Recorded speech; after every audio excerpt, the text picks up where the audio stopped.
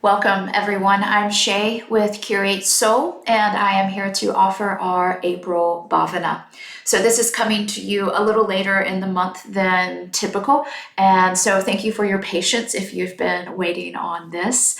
I've had a busy few weeks actually, and good busy. My dad came to visit for a little bit, and then I went through my Ayurvedic spring cleanse process, and so during that process I turn inward and try to do a little bit less work or outward type of work in the world. And so that was a great experience, as it usually is.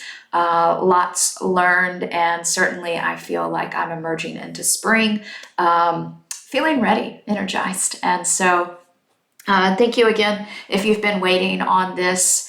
We are now in the second puruṣārtha. So if you remember, if you've been with me from the beginning of the year, the puruṣārthas are the four aims of the soul, or four desires of mankind. And we're going to spend this year looking at each of the four. And so we're taking about a 12-13 week period for each one. And the first few months of the year was spent on dharma, which is the first puruṣārtha. Just a quick little recap on dharma. It's often translated as duty or purpose or responsibility. We can also look at dharma as alignment with nature or cosmic order. Dharma is very vast and so has many different definitions. There are individual aspects of dharma as well as collective and universal aspects to dharma. And so we really only touched kind of the tip of the iceberg with that. And I hope if you've been with me through the Dharma talks about Dharma, then you've had something to explore, something to dive deeper into on your own, and kind of explore what Dharma is for you, what that means to you on an individual level, what it means collectively, how it's showing up in your life, how are you walking that path, how are you upholding your own Dharma, as well as universal Dharma. And so this second puruṣārtha is artha, and it is actually part of the word puruṣārtha. Purusha and artha are the two root words of puruṣārtha.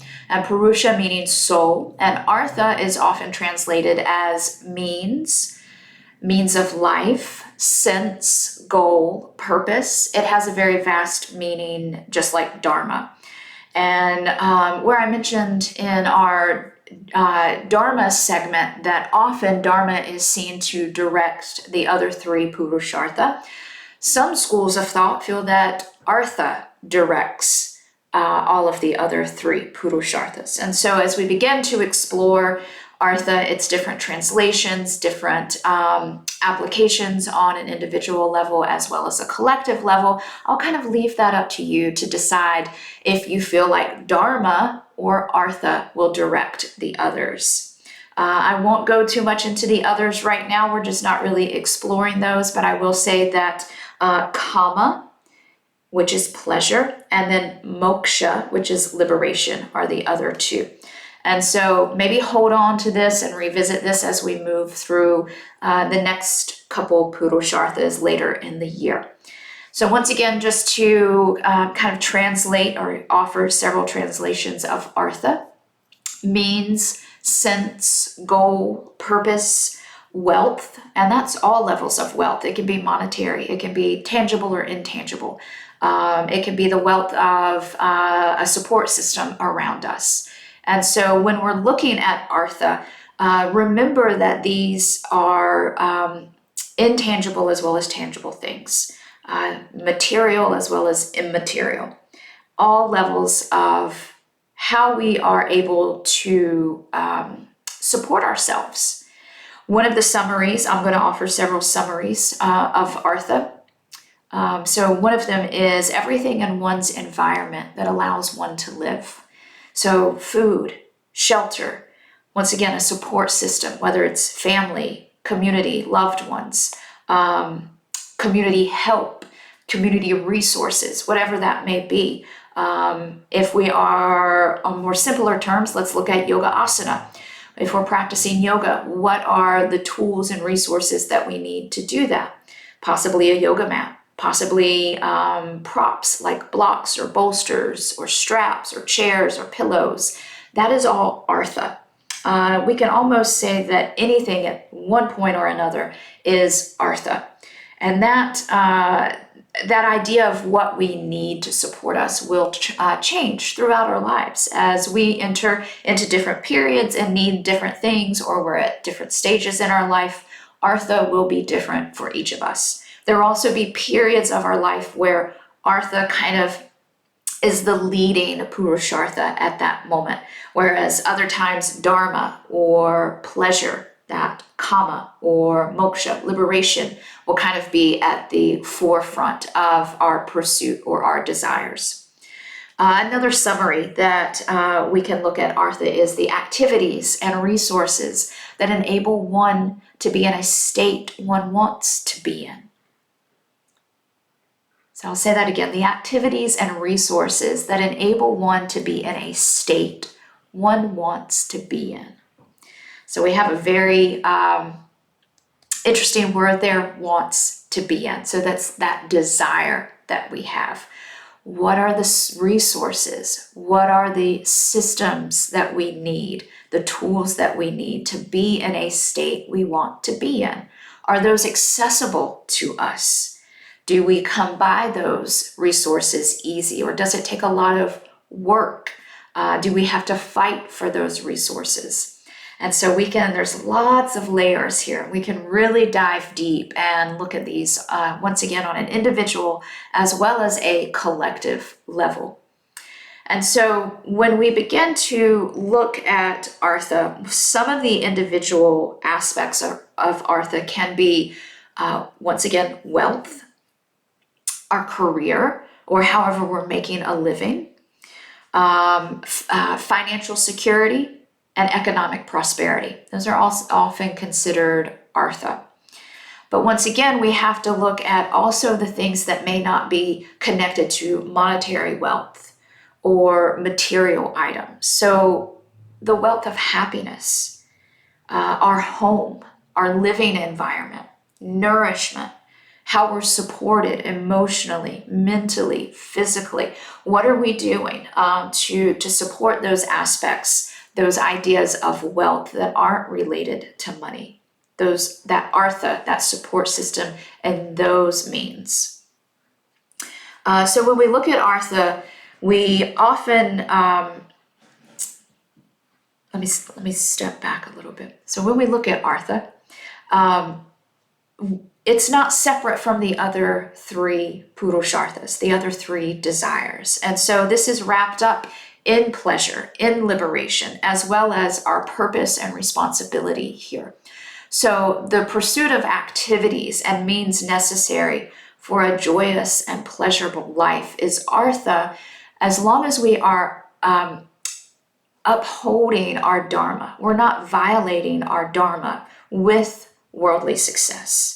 Doesn't mean that we're not able to have worldly success. That is certainly a possibility for us, but we do have to stay in alignment with dharma, our individual dharma, but also the collective dharma. So it's really hard, even though we're going through these one by one and kind of taking a section each as part of the year to explore these, they do interconnect. And so we want to be able to look at these together and merge them together and view them as a whole, because they aren't separate. As I mentioned, certain schools often think that dharma directs the puruṣārthas, or some others that artha directs. And so in that direction, they're not separate. These needs, artha, will vary from person to person. Each individual will need something different. And again, those needs are going to shift not just between each individual, but for that individual as well, depending on where they are in their life. That will shift. Their needs will shift.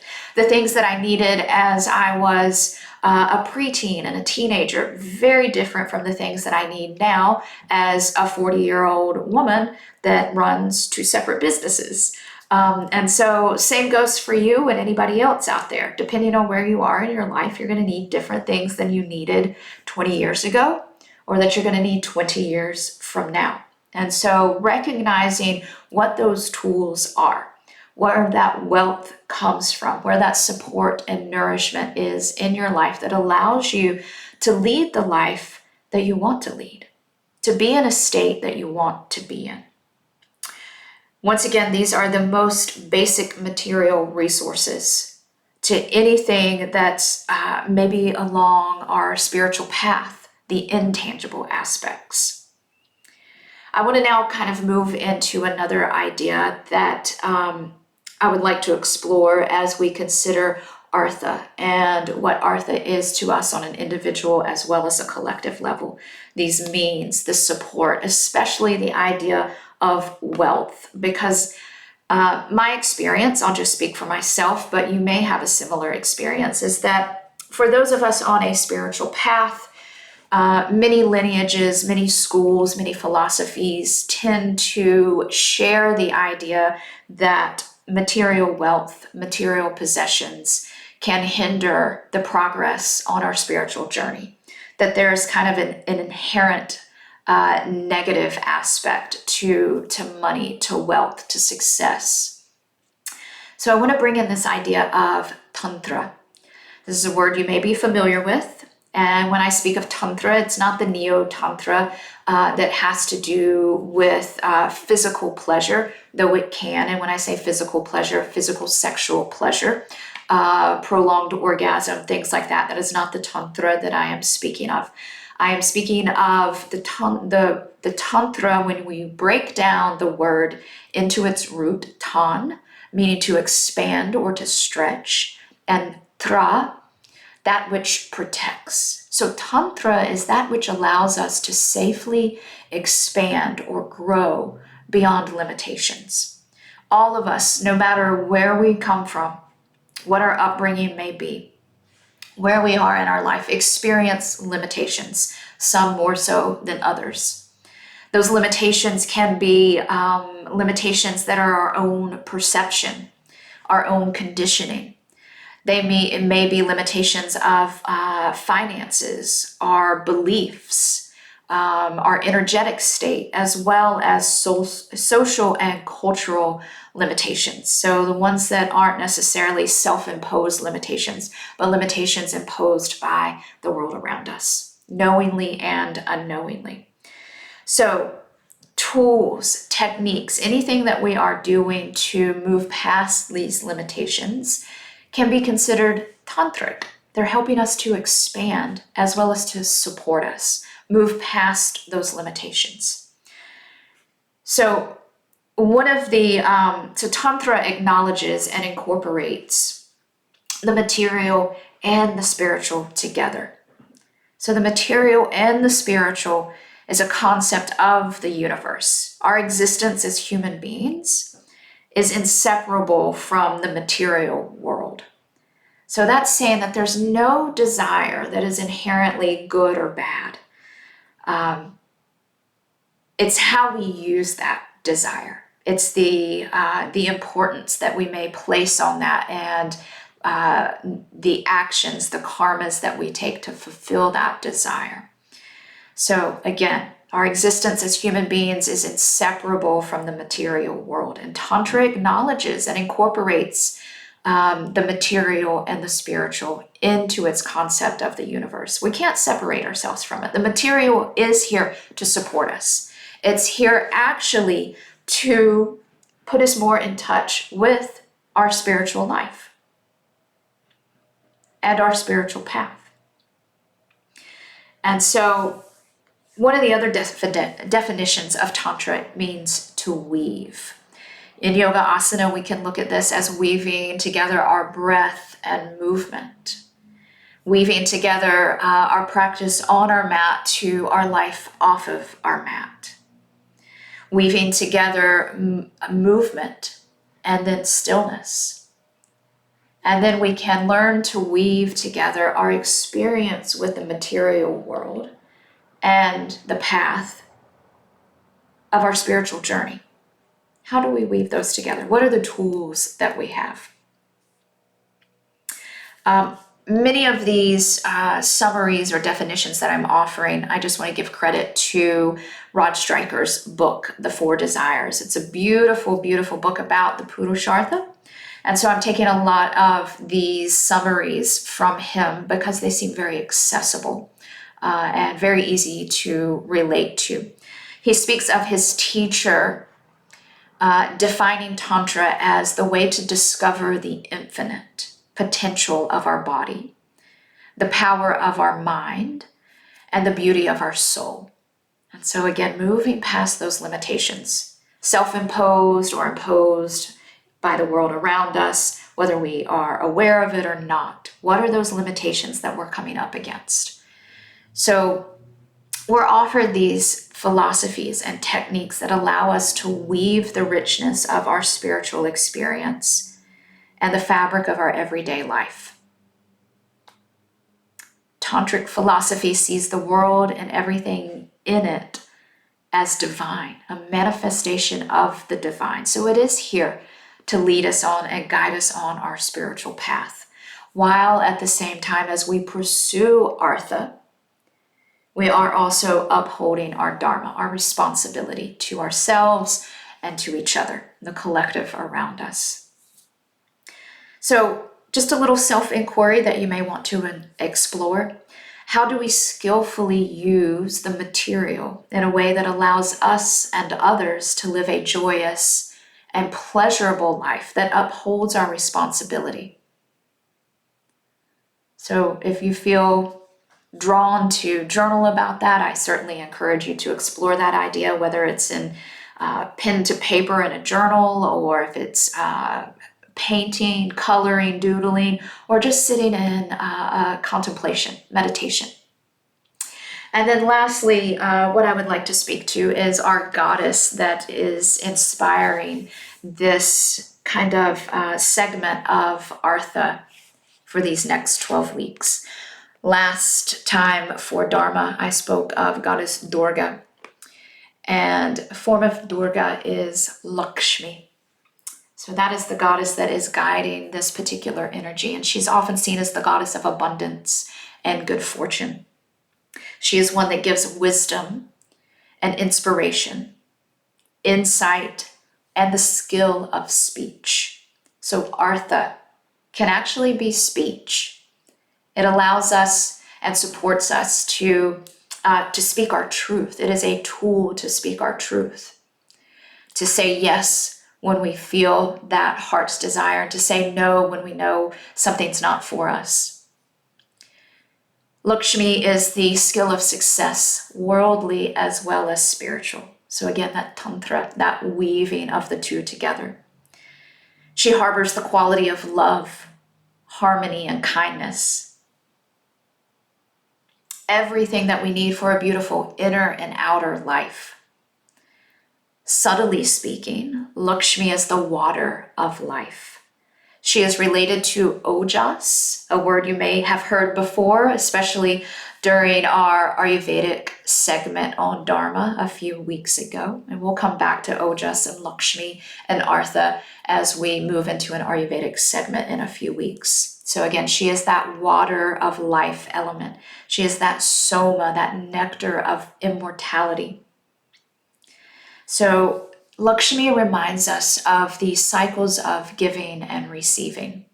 We can look at the world around us and our relationship between humanity, the physical world, and the higher powers of the subtle world. It's this mutual giving and receiving. The physical world around us gives us the food that we need, the support that we need for physical nourishment. And then how are we using that physical nourishment to give back to the earth that supports us in a subtle way, or even a physical way? Maybe we're planting a garden. Maybe we're doing something else that honors the earth around us. Maybe we're just taking time in nature to just really honor the sunlight, birdsong, the changing of seasons, and our own circadian rhythm. We have Earth Day coming up in a few days, and so this is a wonderful time to kind of invoke those qualities of Lakṣmī and to remind ourselves of the artha that the world offers us, that is already there without us having to ask. The sunlight that nourishes, the rain that washes things clean, and that also nourishes and helps things grow. That reminder to live in balance and in alignment with nature because we're not separate from nature. That interconnectedness to all things. So it is in this balance that Lakṣmī manifests. You feel her presence as abundance and gratitude, the desire to bless others and to feel and know that you are blessed as well. And so in those moments of our life that feel like we're not supported or that we are lacking somewhere, that we don't have all the tools or techniques that we need to have that pleasurable life that we're hoping for, or to be in a state that we hope to be in, can we invoke those qualities of Lakṣmī and remember what it is that we do have? What is nature giving us? What is the world around us giving us without us having to ask? And if maybe we can remember that mutual giving and receiving, we begin to uncover, discover, and remember what is there to support us, even if we may have to wait or fight or dig deep for those other tools, that other artha that we're searching for in that moment. So I'll leave you with just a couple more self-inquiry questions if you want to journal or draw or contemplate these. What makes you feel nourished? What makes you feel supported? And when you feel this way, do you find it easier to give nourishment to others, support to others, artha to others? Because we are also someone's artha. We are someone's support. And what is your relationship to giving and receiving? So just a couple questions that can help you invoke the qualities of Lakṣmī or remind you of these qualities, that remind you of this interconnectedness with the world around you. Again, the material world, the subtle world, the artha that supports you and how you support others as artha. How that's related to you on an individual, but also a collective basis. And then also, in the end, related to Dharma, cosmic order, upholding your responsibilities and alignment with nature. So that is just kind of an introduction into artha. We're going to spend some more time in the next 2 months diving a bit deeper into different aspects of artha and how we can develop a relationship with the tools and techniques that support us, weaving together this householder life with our spiritual life, because they're not meant to be separate. And we're not meant to renounce all of the worldly gifts that are given to us. We can use those on our journey as well to support us to uphold Dharma, to create a state of pleasure, a state that we would like to be in.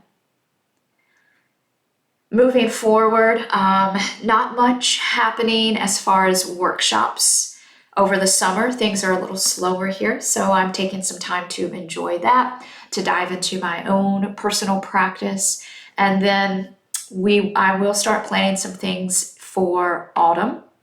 The one thing that will be happening is the summer solstice gathering with Sarah. We are getting details ready for you. Pretty sure that it's going to be offered virtually as well as in person once again. And we are looking right now at Tuesday, June the 20th. The solstice is actually on the 21st, but that's also International Day of Yoga. It's the middle of summer, Wednesday. So we thought that offering it the night before, because the actual solstice happens Wednesday morning. So to give you some tools, if you want to do any rituals during the actual solstice, that you'll have those with you ahead of time. So we're going to move it to that Tuesday evening. Be on the lookout for more details in my newsletter, on social media, but that is certainly happening. But I think no more workshops other than that for the summer months. And in autumn, there is one thing on the calendar so far. It's the last weekend of October. And it's actually, I am not hosting. A good friend of mine, Rachel, is hosting a yoga nidra restorative rest retreat. There will be sound baths. There will be a little Ayurvedic segment, which I'll be sharing. I'll also be cooking dinner 3 nights for all of those in attendance. And it's going to be here on Tybee. So Tybee Island at Tybee, the beach. So she has this beautiful Airbnb that she has rented. There is some space still available, though it's filling up quickly. Small group, I think 8 to 10, if I remember correctly. And then I'll be joining for the Ayurvedic segment and sharing meals with you. 2 of the meals I'll be preparing for you, and then 1 of the meals we'll be preparing together. And it'll be seasonal, as local as possible. And then it will blend in with kind of the Ayurvedic offerings that I'll be sharing. So how do we eat seasonally? How do we support and nourish ourselves? How do we use food and spices as artha, those tools that create a state of being that we want to be in, where we feel comfortable and nourished in our mind and body. So that is coming up. I will put details in the newsletter, but certainly jump on those spots because there are only a few that remain open. So I hope you enjoyed this little chat. Feel free to leave any feedback. I am so grateful for you being here. And if you're in Savannah, please join me for one of my public classes at New Yoga Now. Mondays and Thursdays at 4:30, Fridays at noon. All of the classes are mindful vinyasa. So thank you so much. I hope you enjoy the rest of your day.